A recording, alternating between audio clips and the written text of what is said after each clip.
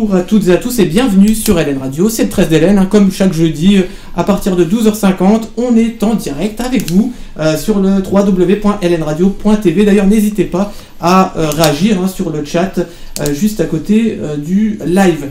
Donc aujourd'hui, eh bien, on a deux invités. On a donc le maire de Stenay, monsieur Stéphane Perrin, qui ne vient pas en tant qu'élu, il vient en tant que président, en tout cas de l'association SMD Pépinière d'entreprise. Et puis le directeur, c'est vous qui gérez un petit peu cette structure. Et vous allez nous expliquer un petit peu de quoi il s'agit, tout simplement. Alors, tout d'abord, première question, de quoi il s'agit justement, cette structure du côté de Stenay? Tout à fait. Donc je vais peut-être laisser M. Perrin s'exprimer dessus. Oui, bonjour. SMD Pépinière d'entreprise, comme son nom l'indique, est une pépinière d'entreprise, c'est-à-dire une structure dédiée à l'accueil, l'accompagnement des porteurs de projets, que ceux-ci soient, on va dire, des personnes du territoire ou des personnes de l'extérieur du territoire. C'est donc une structure pépinière d'entreprise qui appartient à un réseau, le réseau lorrain des pépinières d'entreprise, qui existe depuis plus de 20 années, qui fait l'objet d'une certification en cours pour ce qui est de notre cas. Donc nous sommes un peu plus de 10 structures à l'échelle lorraine qui maillent le territoire lorrain et qui est dédiée à l'accompagnement des porteurs de projets, des projets économiques en général. D'accord. Donc projet économique, vous voulez dire par là tout simplement la création d'une entreprise, du statut également, le nouveau statut auto-entrepreneur, des choses comme ça, c'est tout ce qui concerne effectivement la reprise également d'entreprise. Alors création, reprise, développement, suivi post-création, ce sont des différentes étapes de ce que l'on appelle la chaîne de la création d'entreprise, la chaîne d'appui, qui est formalisée dans le cadre de partenariats que nous avons avec nos financeurs qui sont pour beaucoup le Conseil régional de Lorraine. Je reviendrai peut-être un peu plus tard sur les particularités d'une pépinière d'entreprise sur un secteur comme le nôtre à Stenay, qui accompagne effectivement toute personne qui, devant nous, exprime un projet. Alors c'est un projet plus ou moins mûri, plus ou moins abouti, et le travail d'une structure comme la nôtre est d'aider la personne à faire son chemin vers la création effective ou ne pas faire son chemin vers la création effective, puisque notre mission est avant tout une mission de conseil et d'accompagnement. Alors je vais me permettre en fait d'intervenir. Effectivement, donc nous avons donc 3 axes, donc la création, la reprise, transmission d'entreprise. Nous intervenons donc sur tous ces champs. L'objectif pour nous, c'est vraiment de développer le nord meusien. Nous intervenons donc notamment sur l'élaboration du business plan avec le créateur ou repreneur d'entreprise. Alors je vous interromps 2 secondes, business plan. Donc c'est un plan d'affaires, c'est-à-dire que ça s'articule autour de 2 axes. Première partie, l'étude de marché, et le second volet, c'est donc les documents économiques et financiers. Donc il faut rester très prudent, très sage, très réfléchi sur l'élaboration d'un tel document, car il servira donc, si vous voulez, donc d'éléments pour que les financiers vous accompagnent sur votre projet. D'accord. Donc là, on parle pour la création d'une entreprise en elle-même, et non pas le statut auto-entrepreneur qui est lui différent. Attention, une auto-entreprise reste une entreprise individuelle. Il est aussi intéressant de monter un tel type de dispositif, donc ce business plan pour les auto-entrepreneurs. Cependant, on a vu que beaucoup de gens passaient à côté, c'est-à-dire qu'ils ne prenaient pas le temps de réfléchir sur cet outil.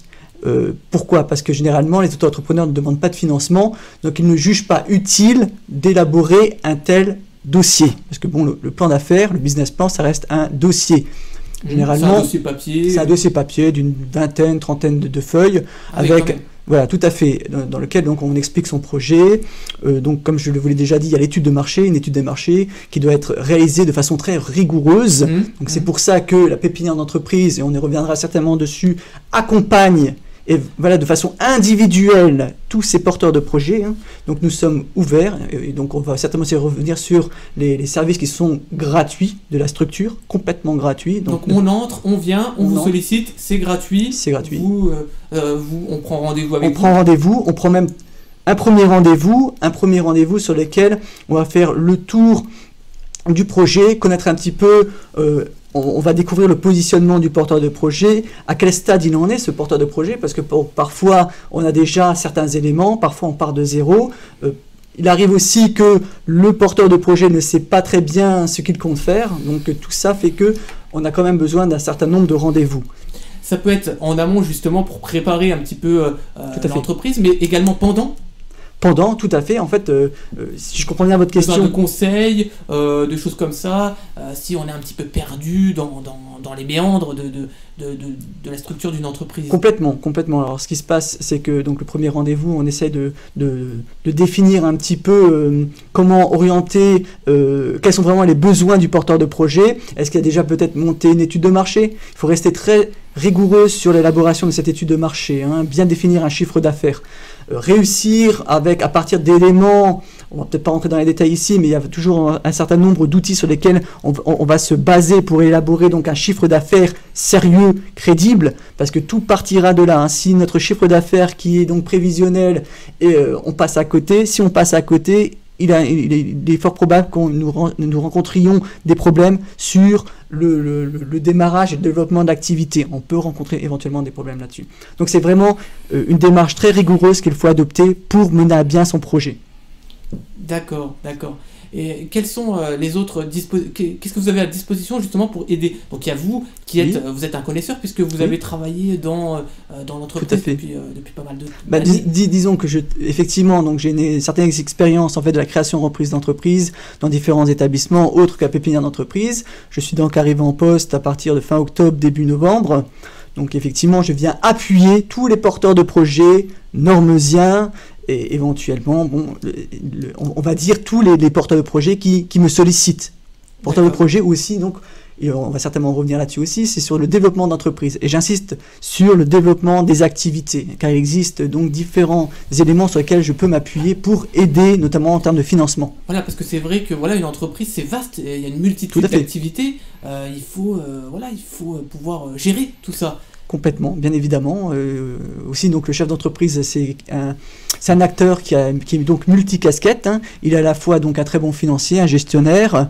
Il est à la fois un juriste. Il est obligé donc de s'informer sur les lois en vigueur.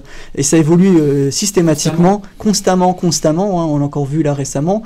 Je me permets aussi de repréciser que très prochainement sur Stenay, le 26 janvier, il y aura une réunion d'information sur l'auto-entreprise à 18h, donc à Stenay, 18h, à la bibliothèque. À la bibliothèque, voilà. Donc ça permettra aussi donc, aux gens qui veulent s'informer sur ce statut de connaître les premiers éléments pour démarrer une activité, ou déjà, du moins, on se renseigne, on prend un premier rendez-vous au sein de la pépinière et on est accompagné de façon sérieuse. D'accord. Alors là, je vais me tourner du côté du maire de Stenay, puisqu'il est également maire. Pourquoi avoir justement implanté cette structure à Stenay? Est-ce qu'il y a une particularité du côté de Stenay parce que voilà, on aurait pu en mettre une à Montmédy. Bien sûr. Alors là, il va falloir faire un peu de préhistoire, entre guillemets, si vous me permettez l'expression. L'initiative de la pépinière entreprise à Stenay date du milieu des années 80. Donc, elle a 26 ans. Voilà, c'est ça. Donc à cette époque... presque mon âge. Voilà, félicitations. Presque le mien, avec 20 ans de plus. Simplement, milieu des années 80, on va dire que le Normeusien, en général, connaissait déjà une crise d'importance. Elle était également très sensible sur le territoire du pays de Stenay, avec notamment des grosses difficultés qui se concentraient sur les deux grosses industries locales, à savoir la papeterie, mais aussi la fonderie à cette époque-là. Une première mission avait été pilotée par la sous-préfecture à l'époque où l'État était encore très présent dans les affaires économiques, et un rapport avait été commandé par un bureau d'études auprès de monsieur le sous-préfet de l'époque, qui proposait parmi les solutions possibles de réindustrialisation et de réappropriation de l'économie par les acteurs locaux, la création d'une structure, une pépinière entreprise, puisque au milieu des années 80, ce type de structure était déjà proposé pour aider les territoires à aller en direction de l'économie et des entreprises. Donc l'élu de l'époque, mon prédécesseur, monsieur Étienne de Mulder, a saisi la balle au bon, une opportunité, une vraie opportunité, une première association qui a été une préfiguration. Cette première association a recruté un spécialiste, qui était d'ailleurs un chargé de mission de la sous-préfecture auparavant, et cette personne a eu pour mission de préfigurer ce qui pourrait être une association support à une pépinière entreprise. Donc cette personne-là a fait le travail de 89 à 91, Et la pépinière d'entreprise, physiquement, en termes de locaux et d'accueil dédié, a été créée en 91. Voilà.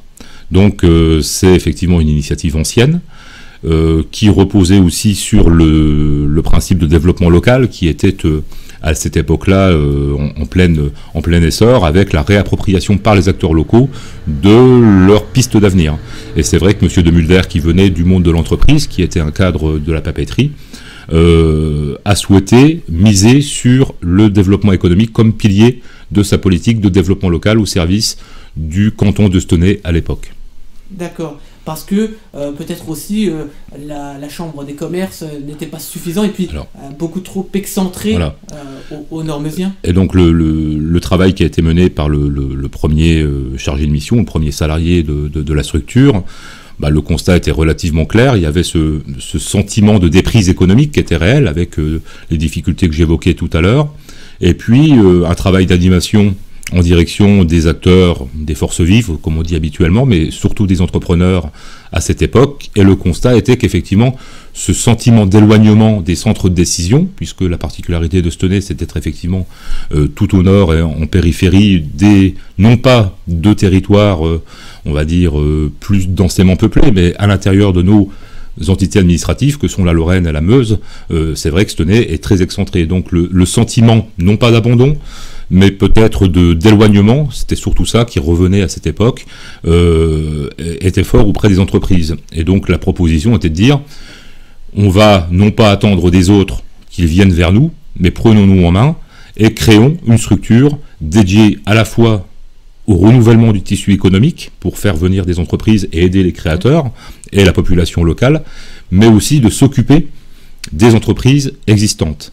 Donc il y a toujours eu cette double culture qui a été une culture dédiée à l'accompagnement d'initiatives nouvelles, mais également une culture d'appui aux entreprises existantes. Voilà. Tout dans un contexte territorial, puisque là nous sommes sur une volonté politique territoriale de l'époque de disposer d'un outil dédié. Cette structure, en fait, c'est plutôt comme un service aux personnes. C'est un service aux personnes, qu'elles soient morales ou physiques. Voilà. D'accord. Mais ça interfère également, pas seulement sur Stenay, il y a aussi le bassin du côté d'une zone, on va dire Montmédy. Bien sûr. Les Ardennes. Si on reprend effectivement l'historique dans le contexte de l'époque, c'est l'initiative, elle est, on va dire, centrée sur le pays de Stenay, ce qui est aujourd'hui le périmètre de la communauté de communes du pays de Stenay. Bien entendu, l'économie ne s'arrête pas aux limites administratives. Donc, dès l'instant que l'outil a été mis à disposition du grand public, de tout porteur de projet, même si là on a la limite administrative qui nous contraint un peu, puisque les dispositifs de développement économique sont souvent différents d'une région à l'autre, et là on est sur une frontière régionale. Alors ça va peut-être changer avec... Ça va sans doute changer, on pourra peut-être en parler, mais surtout tout porteur de projet, par souci de proximité, peut venir, effectivement, pouvait et peut toujours venir. La particularité maintenant, c'est comme le nom l'indique, on n'est plus sur une structure qui à l'époque s'appelait Stenay Eco, qui était effectivement, comme son nom l'indique, centrée et soutenue par Stenay et son territoire. Aujourd'hui, c'est SMD. SMD, ça veut dire Stenay, Montmédy, Hesdin. Donc c'est une évolution qui a été actée en 2011. Et la particularité, c'est que au lieu d'être soutenu politiquement et moralement et financièrement par uniquement la communauté de communes du pays de Stenay, l'outil a été mutualisé avec nos voisins que sont la communauté de communes du pays de Montmédy et la communauté de communes du Val-du-Noir. Parce qu'on ne l'a peut-être pas dit, je crois qu'on l'a omis, mais c'est associatif, loi 1901, donc il n'y a pas de but lucratif. Non. Donc voilà, pour se financer, il faut s'autofinancer comme on dit. Alors oui. Et c'est donc le conseil général un petit peu. Alors, les sources de financement, on va dire, sont de plusieurs ordres. On a d'une part une fonction de prestation de services et d'encaissement de services, non pas de services payants à destination des créateurs d'entreprises, mais de ceux qui sont par contre après sur des services payants ou en direction du milieu associatif où nous avons développé des savoir-faire en matière sociale. Parce qu'on l'a rappelé avec Thomas Campanova, justement, c'est totalement gratuit. Pour le bénéficiaire de conseils, c'est complètement gratuit. Ensuite, nous avons un gros paquet de financement, on va dire, paquet non pas en montant, mais en package, qui est du financement local. Ce sont les participations des 3 communautés de communes qui finance à 1,50 € par habitant. Donc ça nous assure un financement récurrent. Et enfin, nous avons à mi-chemin entre du soutien, on va dire de fonctionnement, mais surtout un soutien sur objectif, les financements du Conseil régional de Lorraine, qui est le chef de file en matière de développement économique et d'appui à la création d'entreprises.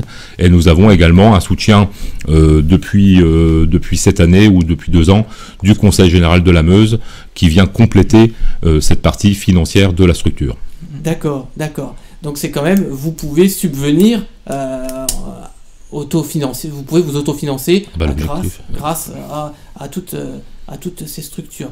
Alors, néanmoins, comment est-ce que vous arrivez à faire comprendre à vos intervenants, aux personnes qui vont pousser votre porte, que voilà, on ne fait pas, justement, on leur rappelait, une entreprise comme ça sans rien savoir, parce que comme on le rappelait tout à l'heure, il faut s'y connaître un petit peu dans plusieurs domaines.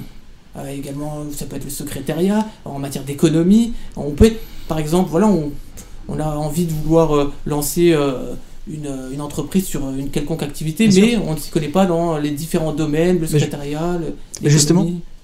Justement, donc SMD est là justement pour renseigner le porteur de projet, pour l'orienter de la meilleure façon, c'est-à-dire que nous travaillons en réseau, notamment si donc le porteur de projet devient artisan, il aura donc la nécessité de suivre un stage préalable à l'installation au sein donc des établissements consulaires, en l'occurrence la Chambre de métier de Meuse.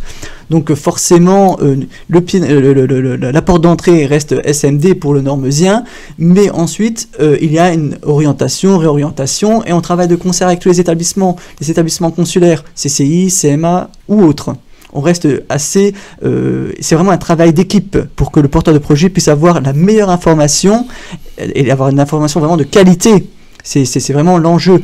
Aussi, je rappelle que, comme l'a souligné notre président, M. Stéphane Perrin, c'est qu'on est engagé aussi dans une démarche qualité, donc avec la certification AFNOR.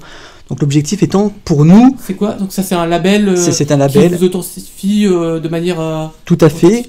Qui va faire en sorte que on corresponde donc à une certaine qualité.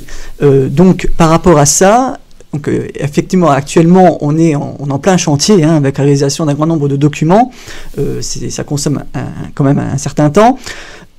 Ça représente un volume assez conséquent, mais cela dit, cette démarche n'affecte en rien la qualité des services que nous pouvons proposer à SMD Pépinière d'entreprise. Je reste vigilant sur chaque dossier, notamment au niveau même de l'accompagnement, au niveau du développement des entreprises. Parce qu'effectivement, on parle beaucoup d'accueil, d'accompagnement sur la création d'entreprises, sur la reprise des entreprises, mais j'insiste aussi sur le fait que nous restons aussi très vigilants sur les entreprises du territoire qui nous sollicitent pour obtenir donc des financements, c'est-à-dire qu'en fait, on peut monter des dossiers du Conseil général, du Conseil régional, ou autre. Je reste très attentif sur la transmission donc, des informations, notamment de la région ou du département. Alors justement, vous insistez sur l'accompagnement, etc. Oui. Parce qu'avec la crise, c'est quand même plus difficile aujourd'hui de monter une entreprise qu'auparavant. Alors, plus difficile, je dirais pas les choses. Rentable. C'est pas une question de rentabilité ou pas. Donc là, je vais vous dire les choses clairement. Effectivement, il y a une crise qui affecte bien évidemment l'économie. Cependant, qu'est-ce qu'on peut comprendre aussi, c'est que la démarche de création d'entreprise, ça reste la même chose. On est toujours avec un business plan. Il faut rester toujours très carré, mais cependant, il faut être plus vigilant et certainement plus réaliste par rapport à certaines activités qui ont besoin donc peut-être d'avoir un œil plus averti, plus attentif, tout simplement. Après, il y a aussi des nouvelles technologies qui se mettent en place, il y a Internet, on peut faire du e-commerce, donc ça... Qu'on ne pouvait pas auparavant. Qu'on ne pouvait pas peut-être auparavant, donc il y a certainement de nouveaux chemins à emprunter. Et ça, même vous êtes obligé de vous informer complètement, en bien sûr, continu, bien évidemment. Il faut faire de la veille juridique, de la veille technologique, bien évidemment. Si vous voulez, donc le poste que j'occupe, c'est celui aussi donc d'un chef d'entreprise, dans le sens où je suis obligé de m'informer pour justement renseigner aussi les chefs d'entreprise du secteur. Donc je fais le travail d'un chef d'entreprise. Oui. À qui s'adresse votre structure? À tout le monde en fait? À tout le monde, bien évidemment. Déjà dans un premier temps, donc aux futurs porteurs de projets, des gens qui poussent tout simplement la porte, les gens qui veulent se renseigner sur la création d'entreprises, les gens qui sont intéressés par la reprise d'une entreprise du secteur, notamment donc on a certaines entreprises à reprendre. Par mesure, on va dire de discrétion, je ne donnerai peut-être pas des noms. S'il faut en donner, je peux en donner. Mais bon, je pense que c'est peut-être pas l'objectif par rapport à ça. Et il y a quand même pas mal d'enseignes qui ont passé votre porte justement pour... Bien sûr, bien évidemment, il y a un certain nombre d'enseignes qui nous ont sollicité pour un contact ou pour un développement. Mais je préfère en fait. Alors même par exemple un chef d'entreprise qui justement voudrait en connaître davantage parce qu'il est peut-être plus au goût du jour sur certaines informations, il peut également complètement, bien évidemment, la pépinière d'entreprise est là pour ça, justement pour renseigner donc les chefs d'entreprise. Simplement en complément, effectivement, rappeler ce qu'indiquait Thomas précédemment, c'est que nous sommes dans un réseau. Donc on n'est pas, on va dire, le grand gourou du Normezien en matière de développement éco, et on s'appuie bien sûr sur un réseau. Alors vous avez cité les consulaires, où Thomas l'a fait également.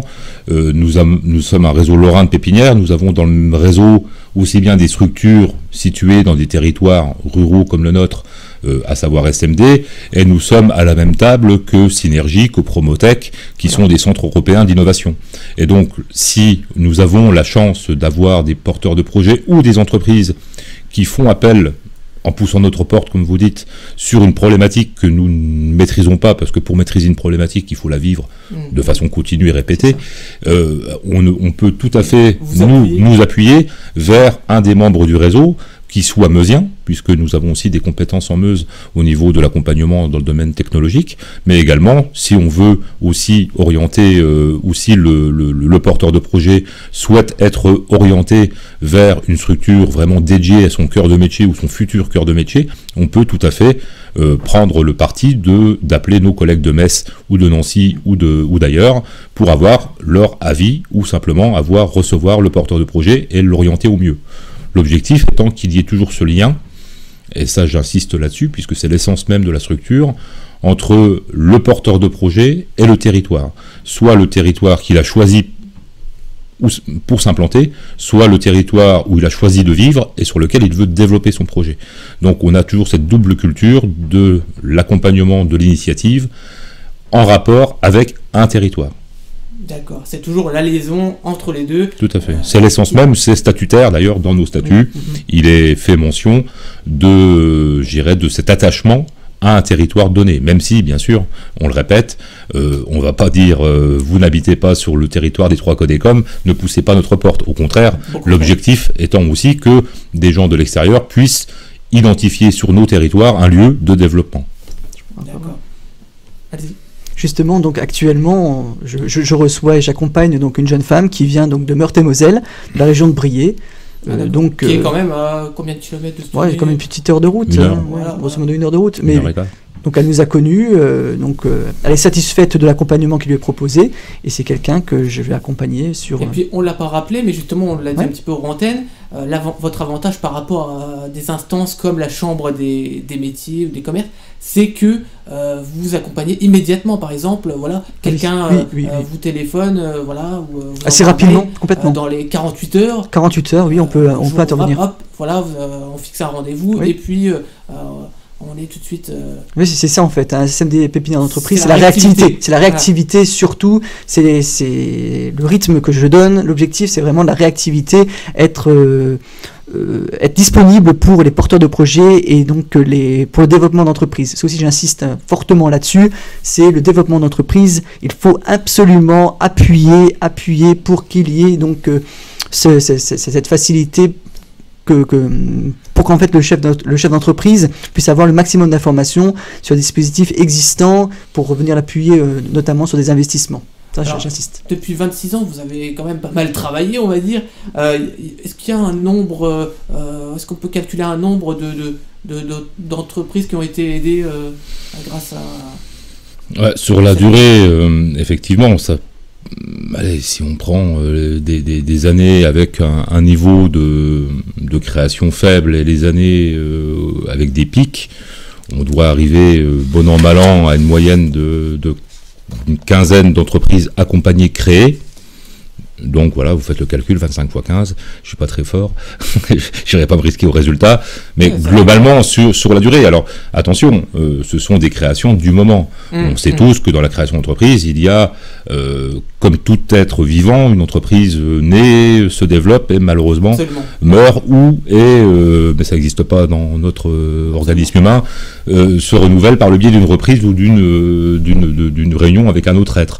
Donc des entreprises qui se sont créées il y a 20 ans, certaines sont encore là, d'autres ne le sont plus, bien entendu. Et justement, de ce fait-là, on l'a répété avec la crise, votre structure est d'autant plus... on a besoin de ça parce que, voilà, il y a un manque d'accompagnement. Sincèrement, c'est ça, le manque d'accompagnement. Je crois que alors, toutes les statistiques le démontrent, et depuis que, on va dire, des structures d'accompagnement existent, qu'un projet accompagné augmente, bien entendu, son taux de pérennité à plus de 5 ans, qui est souvent le seuil. On travaille à une survie à 2 ans, puis à 5 ans. Une entreprise accompagnée augmente considérablement son taux de pérennité. Donc ça, c'est une réalité objective. On peut, je dirais, être d'accord d'un point de vue, on va dire, personnel, en se disant c'est pas vrai. Non, c'est une réalité que toutes les statistiques depuis 20 ans démontrent. Après, comme tout métier de conseil et d'accompagnement, nous apportons une expertise, un accompagnement. La personne qui reçoit notre conseil la met en œuvre au degré qu'elle souhaite mettre en œuvre. Nous restons un organisme de conseil. Nous ne sommes pas un organisme de pilotage, nous ne sommes pas là pour nous substituer, j'irais à l'analyse que fait le preneur de risque. Donc nous sommes là vraiment pour accompagner là où la personne veut aller, en étant aussi un peu parfois, comme le disait Thomas, un garde-fou, puisque surtout en période de crise, il est beaucoup plus difficile de parvenir par exemple à un point mort, ou de parvenir à un seuil on va dire de profitabilité important. Et dans notre métier, je dis notre parce que vous le savez sans doute, j'ai occupé le poste longtemps de directeur avant d'être élu. Dans notre métier, on parle souvent d'adéquation entre homme et projet. Donc notre travail au quotidien, entre guillemets, quand on accompagne un projet, c'est toujours de faire cette adéquation, de faire en sorte que cette adéquation ne soit pas oubliée ni par l'homme ni par nous. D'accord. Alors, on va faire une petite pause musicale, le temps de reprendre un petit peu nos esprits, et après on reviendra pour parler justement avec peut-être Thomas Camponova qui va un petit peu nous expliquer, parce que il y a eu quand même du changement dans le monde de l'entreprise, notamment avec le statut d'auto-entrepreneur, qui permet à tout un chacun de créer une entreprise facilement, enfin en tout cas plus ou moins facilement, en quelques clics et rapidement. Tout à fait, bien sûr. Aujourd'hui, donc ce statut existe depuis maintenant un certain nombre d'années. Il permet justement à chaque particulier donc de se lancer sur une création d'entreprise. Bien évidemment, cela peut comporter aussi des risques, car ça reste quand même une entreprise individuelle. Après, il faut savoir qu'il y a un certain nombre, il y a donc des chiffres d'affaires seuls qu'il ne faut pas dépasser, sinon on tombe donc dans une entreprise dite classique. L'objectif étant pour le porteur de projet qui s'installe en auto-entreprise, c'est en fait d'avoir on va dire des charges administratives relativement plus faibles. C'est assez rapide, on va dire, avec un double clic sur le site auto-entrepreneur.fr, il est relativement facile donc de s'immatriculer, de se lancer sur ce type d'activité. Donc aussi, il faut bien comprendre qu'on ne paye ses charges sociales uniquement en fonction de son chiffre d'affaires. S'il n'y a pas de chiffre d'affaires, il n'y aura pas donc à payer de charges sociales. Ça, c'est le gros avantage par rapport à d'autres structures qui, finalement, assez rapidement, on vous demande de payer donc des charges sociales alors qu'on n'a pas généré le moindre sou. Mais vous le conseillez, par exemple, pour quelqu'un, un jeune, bien souvent les jeunes qui veulent se lancer, créer une entreprise sur telle ou telle activité, une passion parfois. Bien évidemment, donc ça peut être intéressant sur certains types d'activités, mais pas sur toutes. Derrière, s'il n'y a pas besoin de financement, ça peut être intéressant. Et il peut être intéressant donc de se lancer sur ce type de dispositif. Après, comme je vous l'ai déjà dit, il faut rester tout à fait prudent, car ça reste quand même une entreprise individuelle, et qui dit entreprise individuelle dit qu'il y aura donc forcément, si vous contractez des dettes, les créanciers n'hésiteront pas à saisir donc votre patrimoine personnel. Ah d'accord, ça a quand même le statut entreprise, même si c'est à part de l'entreprise. Pas à part. C'est quand même... En fait, il y a une confusion entre donc, le patrimoine privé et le patrimoine de l'entreprise. Donc, ce qui veut dire que si derrière vous générez des dettes, forcément les créanciers viendront chercher l'argent dans votre propre poche. Oui, ça paraît tout à fait logique. Alors qu'en société, c'est complètement différent. Donc, il y a la constitution d'une personnalité morale qui va faire qu'il y a une certaine protection qui peut vous être accordée. Après, bien évidemment, si le banquier vous a demandé, si vous avez besoin donc de financement ou autre, et que vous avez donc contracté un crédit, bien évidemment, vous demandez donc des garanties qui va faire que vous ne pouvez peut-être plus être aussi protégé que vous l'aviez pensé. Voilà. Également, une chose par exemple, oui. Je sais pas, un entrepreneur ou quelqu'un qui aurait le statut auto-entrepreneur, peu importe, pousse votre porte, encore une fois, pour justement, là, un gros souci, voilà, c'est plus assez rentable.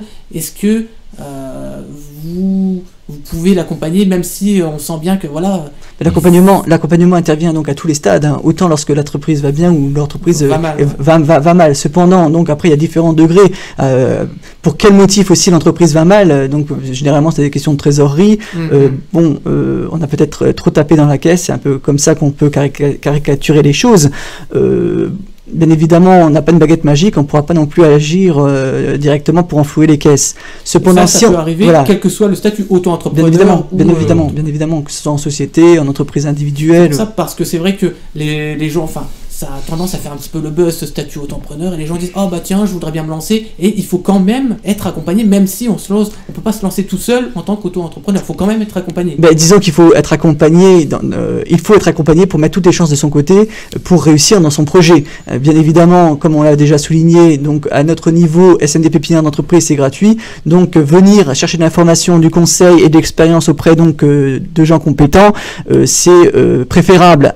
Je crois que ça ne peut être qu'un avantage. Ne pas hésiter à pousser la porte donc de la pépinière, ça représente un grand intérêt, d'autant plus que c'est complètement gratuit. Donc ne pas se priver donc de conseils gratuits. Ouais. D'accord. Et en plus, d'autant que voilà, comme l'a répété Stéphane Perrin, vous êtes en partenariat, si on peut dire des partenariats avec différentes instances. Donc, si là vous ne possédez pas l'information, vous pouvez vous accompagner. Complètement. On travaille en réseau, on travaille avec les établissements consulaires, que ce soit donc le Chambre de commerce et d'industrie de la Meuse, Chambre de commerce et d'industrie régionale. C'est complémentaire, c'est pas.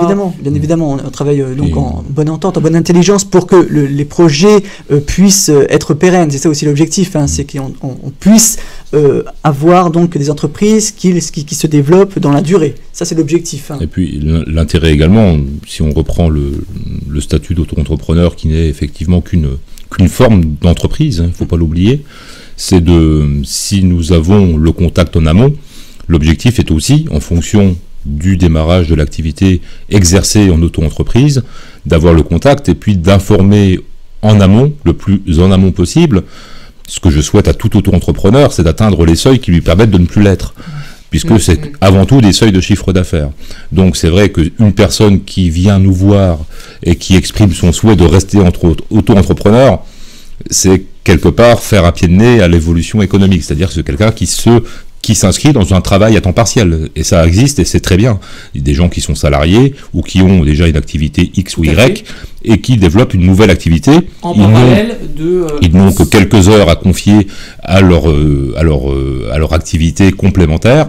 Et le statut d'auto-entreprise est parfait. Bien souvent, c'est une passion. Une passion, un savoir-faire acquis en entreprise ou ailleurs que l'on souhaite commercialiser dans un mode d'exploitation qui est tout à fait adapté. Et là, il y a moins de risques entre guillemets, parce que derrière on a toujours... Il y a toujours un risque, puisque c'est des flux financiers, c'est de la responsabilité, en fonction du métier qu'on exerce, de la prestation intellectuelle ou matérielle. Si vous faites une malfaçon, qu'elle soit intellectuelle ou matérielle, il y a une responsabilité. Donc il faut se renseigner. Il faut se renseigner. Après, c'est vrai que les enjeux sont moins forts sur un travail complémentaire qu'une personne, on va dire, qui est demandeur d'emploi, qui souhaite exercer en auto-entreprise par la souplesse que cela apporte. C'est bien aussi, puisque ça permet d'exercer, on va dire, ses compétences ou son savoir-faire sans avoir la lourdeur supposée d'une entreprise classique.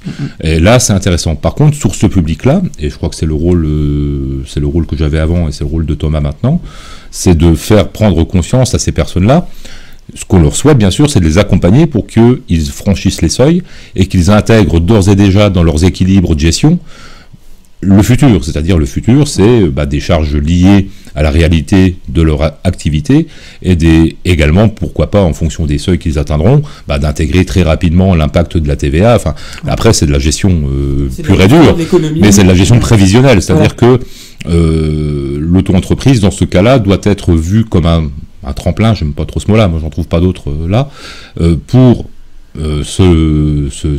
démarrer une activité et imaginer par la suite, j'irais devenir soit une entreprise individuelle classique, soit pourquoi pas s'associer avec quelqu'un pour former une société ou exercer en URL en fonction des métiers, des intérêts que le porteur de projet a à évoluer ou pas. D'accord, donc on va schématiser, mais en gros, il vaut mieux démarrer petit et essayer de grappiller un petit peu les échelons pour arriver à pérenniser une véritable entreprise.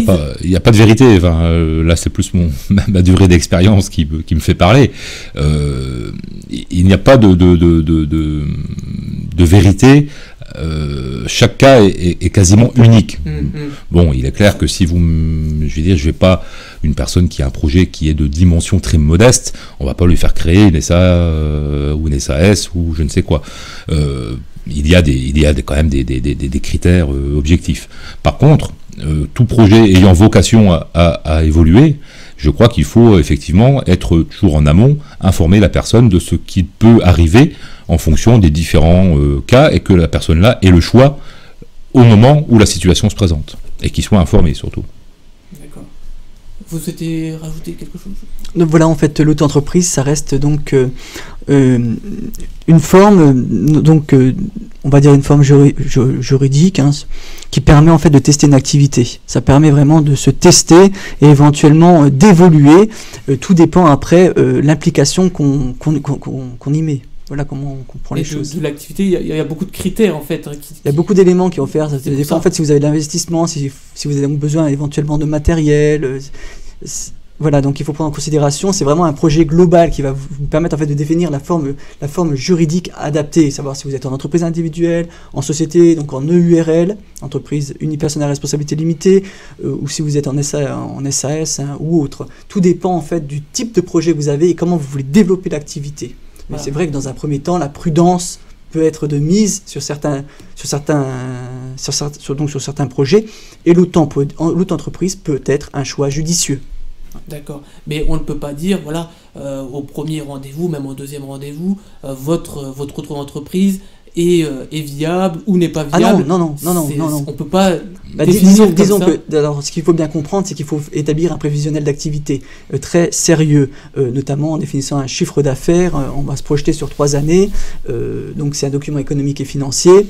À partir de ce document-là, on peut éventuellement déjà avoir une première approche, mais c'est un peu comme la météo, on n'est jamais sûr de rien. Si demain, par exemple, ça reste des prévisions, et si demain, par exemple, le chef d'entreprise a un accident et il est par exemple, il a une jambe cassée, il est paralysé pendant un certain temps, bien évidemment, on imagine bien, par exemple, qu'un coiffeur ne pourra pas réaliser le chiffre d'affaires qui avait été établi. On n'a pas non plus, on n'est pas non plus, voilà, on n'est pas non plus Monsieur Météo, on peut pas non plus inventer. Cependant, on peut, compte tenu de certains éléments, de certains chiffres, on va dire de l'expérience et de certains outils qui sont à notre disposition, on peut avoir donc des chiffres d'affaires prévisionnels cohérents. Après, il faut rester tout à fait prudent et savoir qu'il peut y avoir des aléas qui vont faire que ça peut ne pas se dérouler comme on l'avait prévu. On reste moi me concernant, je reste très sérieux par rapport à ça et très carré parce qu'il faut rester assez prudent par rapport à l'évaluation du chiffre d'affaires. C'est vraiment un élément très important. C'est ça le plus important. C'est certainement le plus important, avec une étude de marché très sérieuse. Parce que bien évidemment, parfois on peut avoir des porteurs de projets qui sont un petit peu trop euphoriques. Ou parfois pas trop prudents, on va dire. Il y a les deux possibilités. Mais il faut vraiment, lorsqu'on établit et lorsqu'on crée une activité, l'élaboration du prévisionnel est vraiment un élément fondamental. D'accord. En tout cas, j'espère que nos auditeurs auront appris des choses et les futurs auto-entrepreneurs ou les futurs entrepreneurs essayeront de venir vous rencontrer. Alors on rappelle, ça se situe donc à Stenay, c'est au niveau de... Du chemin des Groseilliers, donc c'est une voie qui est quasiment intégrée désormais à la zone d'activité qui est au sud de Stenay, donc lorsqu'on arrive de Verdun, et c'est le chemin des Groseilliers. C'est une ancienne, en fait, c'est un bâtiment qui appartient à l'ancien quartier de caserne de garde mobile. Tout ce quartier-là a été réutilisé, bien sûr, depuis les années 70. Et le téléphone est facile à retenir, c'est le 03 29 80 38 38. D'accord, on le relayera dans le replay de l'émission. Voilà. Et donc, je peux aussi donc communiquer donc, notre adresse du site, www.smd-eco.fr. Voilà. Et donc, au besoin aussi, donc, mon adresse mail personnelle, t.camponova@smd-eco.fr. D'accord, donc vous êtes joignable, on peut vous contacter, il n'y a pas de problème. Et il y a la réactivité en plus. Complètement, c'est ça l'objectif. C'est la réactivité et la proximité. C'est pour ça que SMD Pépinière est présente sur le territoire. La proximité pour les créateurs, repreneurs et pour développer les entreprises existantes sur le territoire. D'accord. Une dernière petite question. Est-ce qu'il y a des projets, des partenariats qui sont en cours Complètement, bien sûr. Alors, quel type de projet de partenariat vous évoquez? Justement, peu importe. Parler de Nacre, peut-être. Alors comme vous l'avez compris, hein, la structure est à la fois effectivement spécialiste en matière d'accompagnement de projet. Donc effectivement, à ce titre, ce sont des choses relativement, on va dire, bien ancrées, puisque ce sont des dispositifs déjà anciens. Nous sommes membres de tous les dispositifs qui permettent aux créateurs de bénéficier d'un appui. Alors, que ce soit des prêts d'honneur, que ce soit effectivement des dispositifs comme Meuse Initiative, la plateforme d'initiative locale, et également, comme le disait Thomas Campanova, nous allons devenir labellisés pour NACRE, qui est un dispositif de l'État, favorisé là aussi à apporter des crédits à taux zéro pour favoriser le démarrage des entreprises. Donc, SMD sera labellisé, donc un porteur de projet demandeur d'emploi, qui est une des conditions pour rentrer dans ce dispositif, pourra bénéficier par l'intermédiaire de SMD d'un montage de dossier qui lui permettra de prétendre, parce qu'il faut être prudent, qui lui permettra de prétendre à prêt à taux zéro. Voilà. Si on parle de projets plus généraux, parmi les choses que j'avais eu la possibilité, moi, de mener, et que je demanderai sans doute à Thomas de regarder, c'est lié, bien sûr, à notre situation géographique, c'est les partenariats avec nos voisins belges, voire luxembourgeois. On est un peu plus loin, c'est un peu plus complexe dans ce domaine-là. Par contre, nous avons déjà coopéré avec les voisins belges d'Idelux, qui est une intercommunale de développement économique du Luxembourg belge, pour, je dirais, essayer de travailler non pas là spécialement sur la création d'entreprise, mais plus sur le dispositif d'animation économique, de comparer nos façons de travailler et de voir ce qu'on pouvait mettre en commun entre le savoir-faire que nous avions développé sur un tout petit territoire et eux développés sur un territoire plus vaste à l'échelle de la province, qui est grosso modo l'équivalent du département de la Meuse. Et donc là, nous étions 3 partenaires, le département de la Meuse à travers l'agence de développement économique, Steveco à l'époque, et Idelux en Belgique. Et tout ça financé dans le cas des crédits Interreg sur la grande région. C'est l'avantage aussi d'être basé à Stenay, territoire tout proche à fait. Des frontières du Luxembourg, de la Belgique. Voilà, pour être honnête, au milieu des années 80, comme je l'indiquais, ce n'était pas, je dirais, parce qu'il faut se redire qu'on c'était avant l'ouverture des marchés européens. Enfin, c'est vraiment de la préhistoire.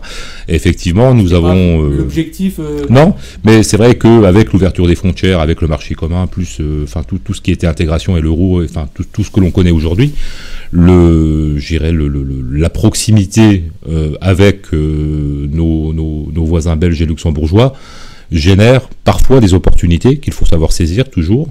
Nous avions d'ailleurs à une époque mené une opération de prospection en direction de TPE, PME belges pour leur proposer, s'ils le souhaitaient, de venir via la pépinière développer des activités en France par le biais de la Meuse. Voilà. Et on a toujours aussi, et c'était vrai au début, parce que dans les années 80, c'était effectivement aussi différent, on a eu un phénomène aussi d'entreprises ardennaises qui ont choisi de venir à Stenay pour bénéficier d'une image lorraine ou meusienne. Donc on avait, c'est moins vrai maintenant, puisque effectivement tout était beaucoup plus fluide, même si effectivement c'est quelque chose qui pourra changer à terme avec les nouvelles régions. Je dis souvent, ou je disais souvent quand j'exerçais le métier, que nous restons compétents sur notre cœur de métier pour accompagner un porteur de projet ardennais, mais nous sommes incompétents au sens réglementaire, puisque nous ne sommes pas reconnus par le réseau Champagne-Ardenne. Donc, allez, on peut faire le job, on est peut-être moins pertinent sur l'approche marché très localisée. Par contre, on n'aura pas la rémunération par les collectivités ardennaises et champardonnaises pour le travail qu'on fait pour le porteur de projet. Mais encore une fois, ça risque peut-être de... Ça changera peut-être, alors pas à court terme, puisque bon, le temps que les nouvelles régions se mettent en place, que les élus de ces nouvelles régions puissent définir des politiques, si possible effectivement communes, il y aura un temps d'intégration, mais je crois que pour des territoires périphériques comme les nôtres et comme le Nord-Meusien en général, il peut y avoir une opportunité à saisir dans ce domaine-là, de l'initiative économique au sens large, et en matière d'accès et de mobilité, notamment pour les plus jeunes en termes d'accès à des études supérieures. C'est pour moi en tout cas des points sur lesquels il nous faudra veiller. Alors structure, puisque SMD est aussi sur un territoire, donc est au service du territoire, mais là ça sera plus le travail des élus d'être attentifs en veille d'initiative au niveau régional, de voir ce qui peut, j'irais, pour nous trouver du sens. D'accord. Eh ben, je pense qu'on a pas mal avancé les choses, en tout cas sur la création d'entreprises. Alors, je me permets juste une petite question que j'ai reçue par le biais de SMS, parce qu'il y a des gens qui nous disent qu'ils chattent, etc., et qui disent oui, mais la création d'entreprise, etc., il y a des charges. Comme on l'a répété, par exemple, pour le statut auto-entrepreneur, les charges, c'est en fonction du chiffre d'affaires. Donc là, c'est un taux. Oui, c'est un taux en fait. Vous avez un pourcentage à appliquer tout simplement en fonction. Donc, si vous avez une activité de prestation de service, une activité commerciale, il y a donc des taux à appliquer. Vous en saurez beaucoup plus si vous participez donc à ma réunion d'information le 26 janvier à 18h. Donc à la bibliothèque. D'accord, donc ça c'est le prochain... C'est la prochaine réunion. Bien évidemment qu'il y en aura d'autres, notamment l'accessibilité, 2015. Donc il y aura donc d'autres réunions d'information sur des thématiques différentes. Ça c'est une première approche en commun, mais après une personne qui vient à cette réunion peut très bien vous contacter. Bien évidemment, et c'est même l'objectif, c'est que les gens me recontactent pour avoir davantage de renseignements. Peut-être pas faire non plus toute la réunion pendant l'émission. Quand même pas. Bah, merci beaucoup en tous les cas d'avoir accepté cette invitation. Et puis, si on veut plus de renseignements, donc on a les contacts. On est présent, on est disponible. Vous me contactez directement à l'adresse indiquée, ou bien Madame Julion qui se chargera donc de définir des rendez-vous sur mon agenda. Voilà, merci beaucoup en tout cas d'être venu, et à Stéphane Perrin également, parce qu'il est assez pris, il est également maire. Vous êtes également président de Codecom, si je me trompe? Non. Je suis vice-président de la communauté de communes et conseiller général. D'accord.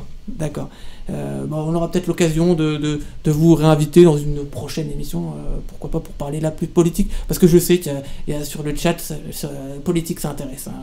Forcément. Donc voilà. Donc merci beaucoup en tout cas d'être intervenu sur LN Radio. Vous pourrez réécouter l'émission n'importe quand, juste à la fin de cette émission. Et puis on invite les téléspectateurs à venir donc à SMD Pépinière d'entreprise, à se tenir pour avoir donc des renseignements sur... C'est ouvert à tout le monde. Création, c'est ouvert à tous. Il faut pousser la porte, on est disponible. Voilà, n'hésitez pas donc à pousser la porte. Voilà, merci beaucoup. Merci à vous. Et une prochaine, et on suivra vos actualités avec impatience. Un petit coucou à tous les auditeurs et à tous les gens qui vont visionner la vidéo. Voilà.